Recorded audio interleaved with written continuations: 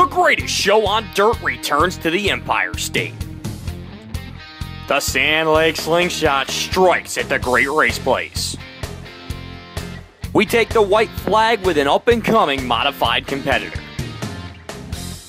Hey Mom, guess what? I'm going to be on Race Pro Weekly. No, really. I'm serious. You should check it out.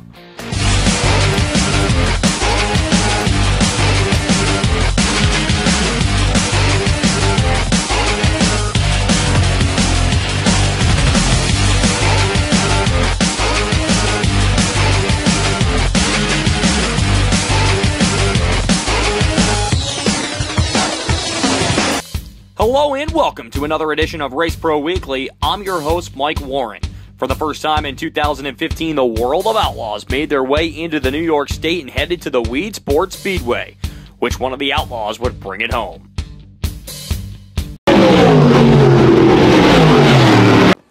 The four-wide salute to the fans for the world of Outlaws as they make their first trip to the Weedsport Speedway. Donnie Schatz would be the pole sitter, and he would take the lead in the early going of this one. Car on the move, the Madman. Kerry Maxton in the 33F of Stuart Friesen trying to make their way up through the field as Schatz was in lap traffic early and often in this event, as Chad Kemenah on the 10 trying to run him down in the early going of this event.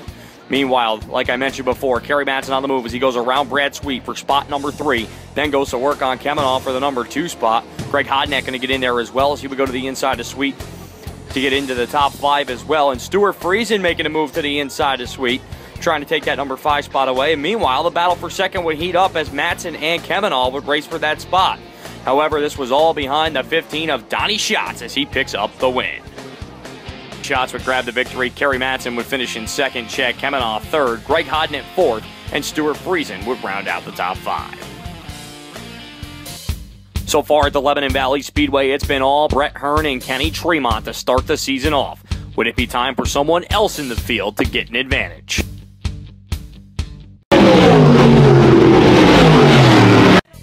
Lap modified feature at the Lebanon Valley Speedway would see Rich Salisbury pick up the race lead at the start up into the east end. Cars on the move early. The 11A of Kyle Armstrong in there with the 17 of Elmo Reckner trying to make their way up through position. Kyle Hoffman in there as well in the Cyclone chassis. He would move up through the field. And of course, Brett Hearn and Kenny Tremont, as you would expect, picking up some spots in the early going of this event. Kyle Hoffman would head into turn number 1 and 2. Lose brakes heading into the corner. Made contact with Eddie Marshall and Denny Soltis. Tremont just gets a little bit of damage, and Jeff Watson right there as well, has a lot of damage on a lot of cars throughout that incident.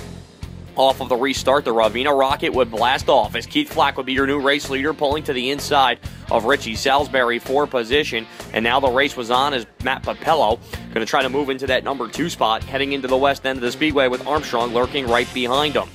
Car on the move during this portion, though, was Brett Hearn. Mike King would slip to the high side, kind of pinch Robbie Pitcher, and that would allow Hearn to get by both of them and crack the top 5, and then he'd go to work on Kyle Armstrong and Matt Papello using that inside lane that he loves very much. He'd go to the inside of Papello and take the number 2 spot away with 12 laps remaining, and a restart with 2 laps to go would put him right on the back bumper of the 43 of Keith Flack. Flack, however, too strong on this night as Keith Flack would go on to pick up the win at the Valley. I got a little bit nervous because you always know the 20 and the 115, those guys are always lurking. So, like I said, we had a good car. We were able to hold on, and I got to thank the guys for digging. Definitely helped. We had a really good car tonight. I'm very happy with that, and hopefully we'll see what happens next week. Keith Flack would grab the win. Brett Hearn would finish in second. Matt Papello third. Eddie Marshall fourth, and Kenny Tremont would have to settle for 5th. We highlight a new track this week on Race Pro Weekly as we head to the great nation of Canada and the Merrittville Speedway for their modified action.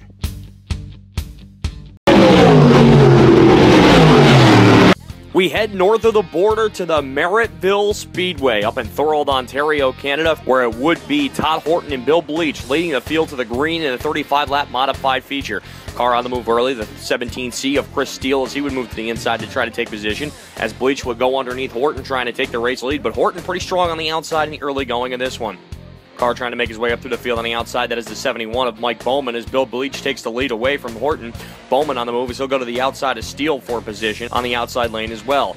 Pete Bicknell and Matt Williamson on their way up through the field as Williamson gets a great run on the top side. as Bowman now still trying to make his way up through the field as cars get together. Williamson and the 6Z machine of Davey Moore, that's Z, that's Z in Canadian for those of you scoring at home. Meanwhile, off of the restart, Bowman, Steele, and Horton still fighting for position, as this would be a great battle up front, is also making his presence known as the 15T of Jones. Bowman would go to the inside of the 28 of Horton to take the number 2 spot away, or at least try to for the time being. He would eventually get that spot, but this would all be behind your race leader, as Bill Bleach way in front of the field in this one still, as Bowman with that number 2 spot, as cars continue to file their way up through the field, but Bleach would be your winner at the Merrittville Speedway. Bill Bleach would take home the win. Mike Bowman would finish in second, Tommy Flanagan third, Tim Jones fourth, and Todd Gordon would round out the top 5. James Friesen would pick up the win in the Sportsman, Josh Slater in the open wheel lights, Rob Murray in the Hoosier stocks, and Mike Sadusik in the 4 cylinders. It's now time for this week's Facebook fan poll question. What do you think about former owner of Dirt, Glenn Donnelly, taking over the control of Rolling Wheels Raceway Park? Log on to our Facebook page to cast your answer, and the results will be read on next week's show. Let's take a look at last week's question, which was, how many nights a week do you go to the races? Sean Robertson said, at least 2 times a week, more if there are any specials. Racing season is definitely in full swing now. John Middleton said, I love local racing. I'd chase races all over if I could, but it's all based on my budget each week.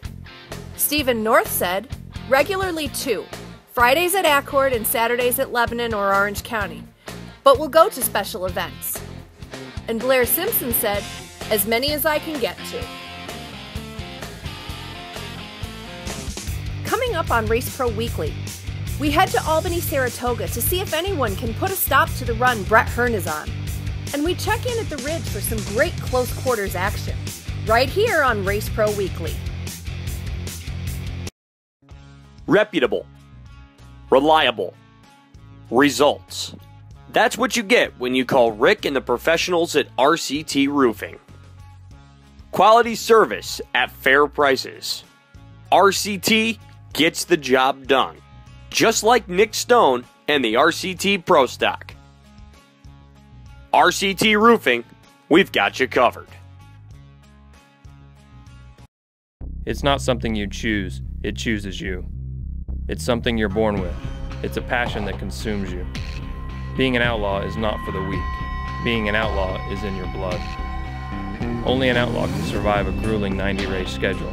40,000 miles on the road, going from track to track. It's not about being posse or all-star. It's about being an outlaw. Only the best can call themselves outlaws. I'm Darren Pittman, World of Outlaws STP sprint car driver, and I'm an outlaw. There's only one place in the capital region for you to get the full racing action. Stop down at the Bobco video booth at the track or call 518-399-0937. Bobco Racing Video, the next best thing to being there. We welcome you back to Race Pro Weekly, and oh boy, it's time for the NYSSCA Golf Tournament held at the Mohawk River Country Club, and Team Flack always having a little fun. Robbie Speed, a little bit too much on that one there, buddy. As the Morris Auto Group team, Mark Kislowski out there. Of course, always a good day with Kenny Martin in the house at the Pink Panther, can't go wrong, and then Robbie Speed trying to kill me on the golf cart. Happy Gilmore making an appearance. No, that's really just Kenny Martin, as that was a heck of a hit. And then there's the ugliest drive you'll ever see on the golf course. Yeah, I missed that one. Tommy Saban, always a fan favorite. Looking for a great putt, comes close. There's Bob Weaver, a winner of our contest. I got to play golf with him. What a great day on the links. And yeah, Scott Morlock can putt. We know. We made that a little obvious in this one. Then there's Fast Eddie attempting to drive. Well, it's not as ugly as mine, but hey, somebody's got to do it, right? All in all, a great day as you see Rich Becker looking for a proverbial golf ball. Jimmy Nichols in the putting contest, and Liberty Contracting ended up taking home the title in what was a great day for the New York State Stock Car Association.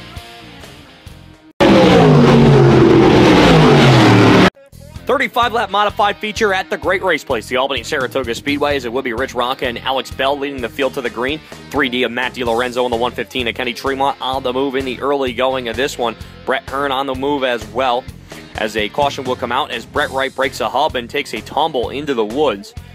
As off of the restart now, the 97 of Bobby Hackle would take the race lead on the outside lane as he would get by Rich Ronca for position. Cars on the move, including Brett Hearn, as Brian Gleason tags the outside retaining wall. Now Kenny Tremont would make a move to the top side, getting not one, not two, but three cars off of that to crack the top 5 in the early going of this one and then go to work to get into the number 2 spot as you see him getting by Keith Flack. Matt DiLorenzo holding up strong on the outside lane. Brett Hearn right behind him as Hearn going to try to split them both here, but just a little short of trying to make that happen. But then he'd go to the outside lane. At the same time, Tremont will push to the outside of Hackle, and he'd take the race lead away. Hearn would move to the inside to try to take that number 2 spot away from Hackle, and he would do that, and the race was on in this one, as it would be Hearn trying to run him down. Jimmy Cottrell gets a little out of shape as Elmo Reckner makes his way up through the field, all behind the Sand Lake Slingshot as he grabs win number 1 at Albany Saratoga. We just been working on it, and tonight it really went well. Really got to thank the guys. They worked hard. We changed torsion bars and all sorts of other stuff, but it definitely paid off. Kenny Tremont picks up the win. Brett Hearn would have to settle for second. Peter Britton would finish in third. Mark Johnson fourth, and Keith Flack would round out the top 5. Other winners on the night, Jeremy Pitts picked up the win in the Sportsman. Limited Sportsman went to Anthony Alger. Rob Yetman grabbed the win in the Pro Stocks. Street Stocks, Randy Miller. And our 4-cylinder dual cam winner was Steve Ryan. Single cam went to Mike Perotti.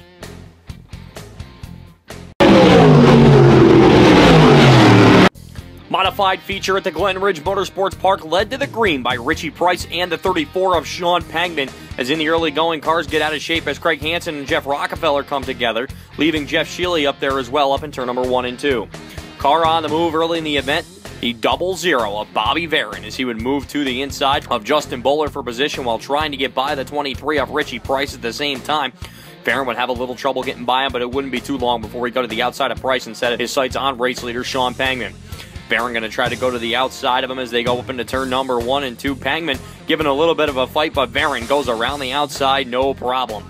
Rockefeller would fight his way back up through the field to get into the top 3 as he would go around Richie Price for position. But I'm going to have to check my watch, ladies and gentlemen. I believe it is Varon time as Bobby Varon turns it around and picks up win number 1 at the Ridge. Varon picks up the victory. Sean Pangman with a big second-place finish. Jeff Rockefeller third, Justin Bowler fourth, and Craig Hansen would round out the top 5.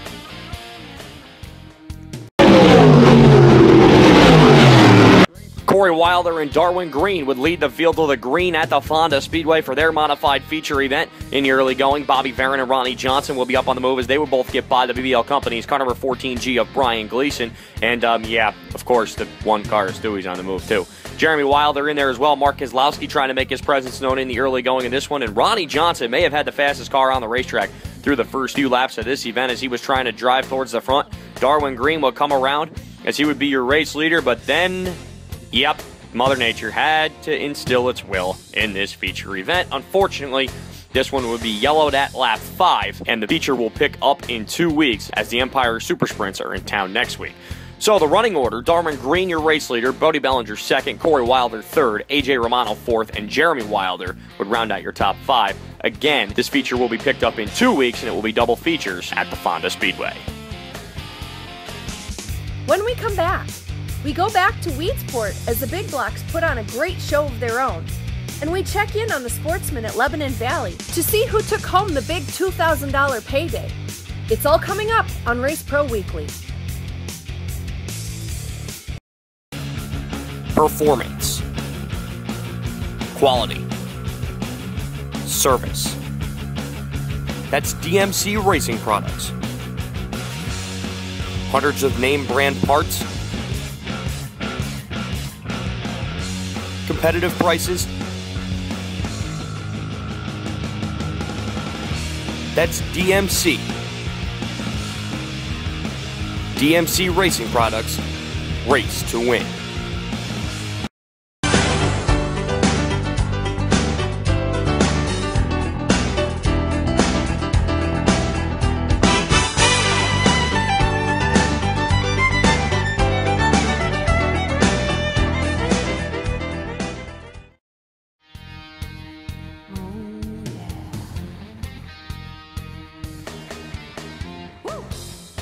Some of the music you've heard on Race Pro Weekly this week is by AJ Jansen, Country's Rebel Rose, bringing you a mixture of high-energy rock and sultry country roots.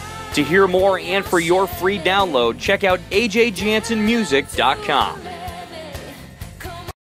Welcome back to Race Pro Weekly as we take you to the Weedsport Speedway as Tim McCready would lead the field to the green in the companion event to the World of Outlaws this past Sunday night.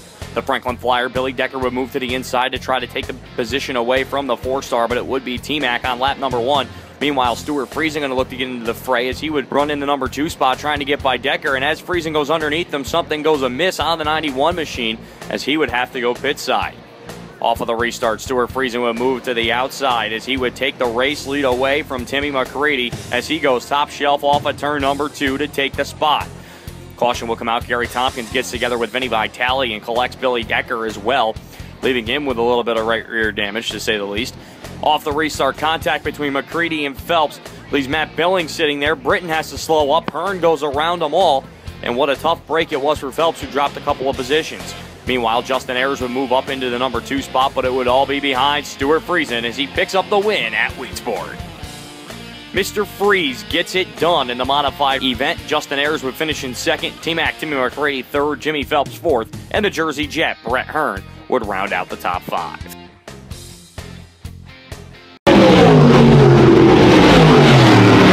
The Andrew Sherman Cup at the Lebanon Valley Speedway, an annual event for the sportsman, would see young Ricky Davis lead the field to the green as they head up into the East End. 3-wide battle as Cody Hunt would be the biggest benefactor of this as he would push out into the number 2 running position in the early going. Cars on the move, Tim Hartman Jr. and the 20 of Matt Papa and John Virgilio as well, as he's going to split Michael Sabia and Matt Papa to take the position as they head down the back straightaway.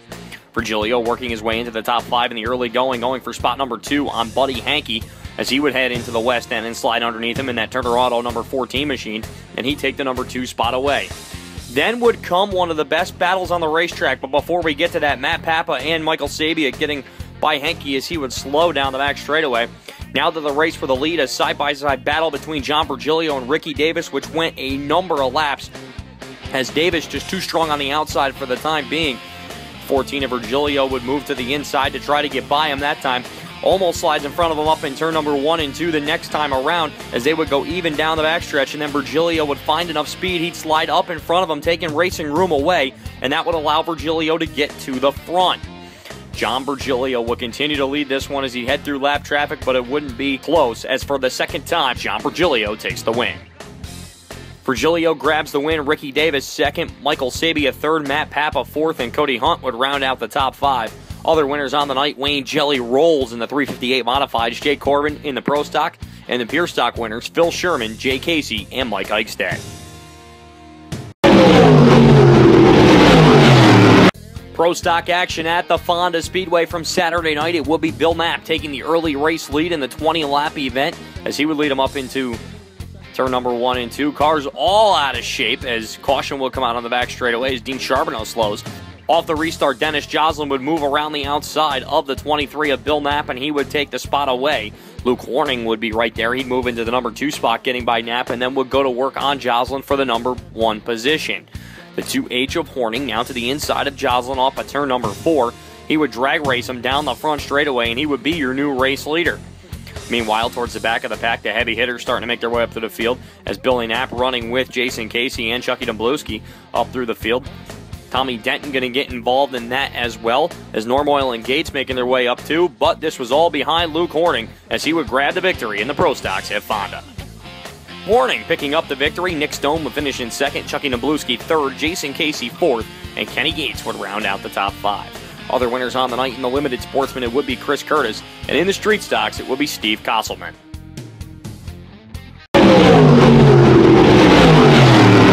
Harry Schaefer and Jim Introne would lead the field to the green for the Sportsman feature event at the Glen Ridge Motorsports Park, as Team Green would be on the move. As Brian Pesolano and Chad Edwards tried to make their way up through the field in the early going, as Introne would hold underneath the one of Schaefer as they head down the back straightaway.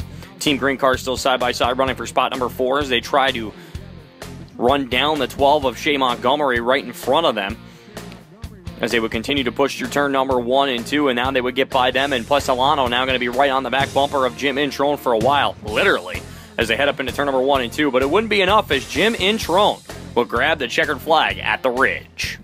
Introne will grab the victory, Pesolano 2nd, Chad Edwards 3rd, Tony Ferrone 4th, and Shea Montgomery would round out the top 5. Other winners on the night, 4 cylinders, TJ Marlett, Empire Lightning Sprints, Lou Torres, Daryl Holbert in the Vintage Modifieds. Vintage Sportsman would go to John Constantino, and the 600 XL Dash, Jim Like Soul picking up the win.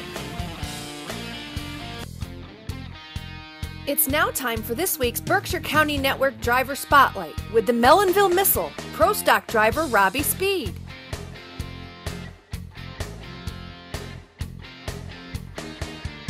Race Pro Weekly is brought to you by Bob Hilbert Sportswear, Racing Electronics, Emmerich Associates, Tranquil Touch Healing, New England Racing Fuels and Sunoco Fuels. Coming up, Fast Eddie sits down with a young driver who's doing a great job with his low-budget team. And we'll give out our NYSSCA Performer of the Week. Race Pro Weekly will be right back.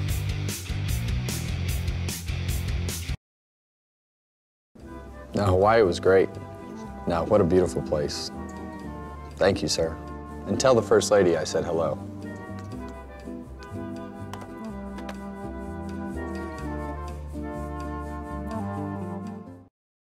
Where is it that going green is going strong? Where trees are planted so emissions can be cut down. Where clean ethanol blend fuels race cars and waste oil never goes to waste. Where is it that the sun comes up and we put it to work, and the passionate fans are just as passionate about helping out? Where? Nowhere but NASCAR. Learn what small steps you can take to make a big difference at NASCAR.com/green. The Choices 301 program takes a multifaceted approach aimed at educating the public about the realities and dangers of what can happen when bad decisions are made inside a motor vehicle. Don't hesitate to designate. A dog dressed like a superhero. Now, that's not something you see every day. 602 Spring Fever at the Fonda Speedway, a 2-segment event. We'll take you to the action for segment number 1 as Adam McAuliffe will take the early race lead. And, well, if you were there, you know what the story of this race was. The Jake's Breaker Used Cars, car number 1J of Rocky Warner on the outside lane. He'd go by Cody Blue, and he was on the move as he would continue to pick off cars early and often in this first segment as he would go right to the inside of Adam McAuliffe, and he would take the race lead away in lap traffic as Warner having to deal with a lot of pressure up in front of him as McAuliffe with a couple of shots to get by him. Almost a close one here as Warner almost tags the wall, but he would go on easily to win the first segment. In segment number 2, Connor Cleveland would take the early lead. Mark Mortensen would be on the move. Cody Clark and Cody Blue in there as well, along with Chad Edwards. As in the early going of this one, Cleveland and Tony Ferrone would have a great battle up at the front as Ferrone trying to get to the inside of Cleveland, but Cleveland just too strong for the time being. Then Rocky Warner would make his presence known as Ferrone dropped back a little bit as Warner trying to do whatever he can to get by him. But Chad Edwards would have a fast car as he would go to the inside of Connor Cleveland and he would take the race lead away. Rocky Warner still trying to make his way up through the field as Connor Cleveland right on the back bumper now, but he would get way high up into the turn 1 wall. That allows Warner to get by for second. Warner now trying to run down Edwards. Adam McAuliffe would catch the wall up in turn number 1 and 2. And then Warner with a couple of last shots at him, but it wouldn't be enough. Chad Edwards would take segment number 2, but it would be Rocky Warner picking up the overall event. We made a lot of changes, believe it or not. After we went in the first segment, like we did, we still come out and made a bunch of changes, made the car even better. It's just huge. We made a lot of right calls tonight, and I can't be happier. The Flying Squirrel brings home the 602 Spring Fever. Chad Edwards would finish in second, Connor Cleveland third, Cody Blue fourth, and the Flying Onion, Tony Ferrone, would round out the top 5. The CRSA Sprints were the companion event to the 602 Spring Fever. Josh Panisic would grab the win in that. Corey Sparks would finish in second, Brett Jaycox third, Christian Rumsey fourth, and Scott Goodrich would round out the top 5. Since the beginning of his career in the open wheel ranks, Bodie Bellinger has been a mainstay with his 2 Sportsman championships at the Ridge and a couple of victories at the Albany Saratoga and Fonda Speedway. Our own Fast Eddie caught up with Bellinger on how his season's been going this year.